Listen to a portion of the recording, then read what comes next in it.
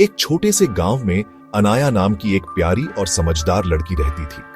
वह बहुत होशियार थी और हर किसी की मदद करने के लिए तैयार रहती थी।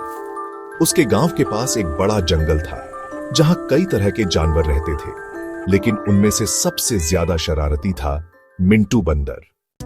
मिंटू बंदर गांव में आकर बच्चों की चीजें चुरा लेता, फलों की टोकरियां पलट देता और कभी-कभी लोगों के कपड़े तक लेकर भाग जाता। गांव के लोग उससे परेशान रहते थे, लेकिन वह बहुत तेज था, इसीलिए कोई उसे पकड़ नहीं पाता था। एक दिन अनाया ने सोचा, अगर डांटने या भगाने से मिंटू नहीं सुधरता तो क्यों ना उसे प्यार से समझाया जाए। उसने जंगल के किनारे एक फलों की टोकरी रखी और पास ही बैठकर देखने लगी।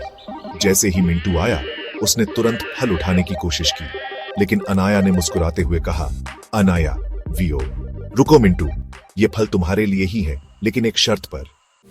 मिंटू ने पूछा, क्या शर्त? अनाया ने कहा, तुम्हें वादा करना होगा कि अब तुम किसी को परेशान नहीं करोगे और गांव वालों की मदद करोगे।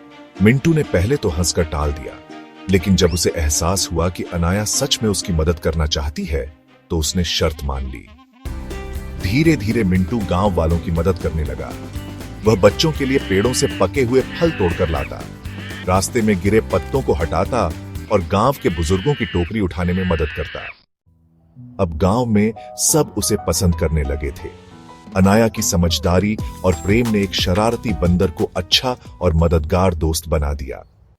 इस कहानी से हमें यह सीख मिलती है कि प्यार और समझदारी से किसी को भी बदला जा सकता है। गुस्से और डांट की जगह अगर हम धैर्य और प्रेम से किसी को समझाएं, तो वह जरूर सुधर सकता है। अच्छाई फैलाओ, दुनिया को और सुंदर बनाओ।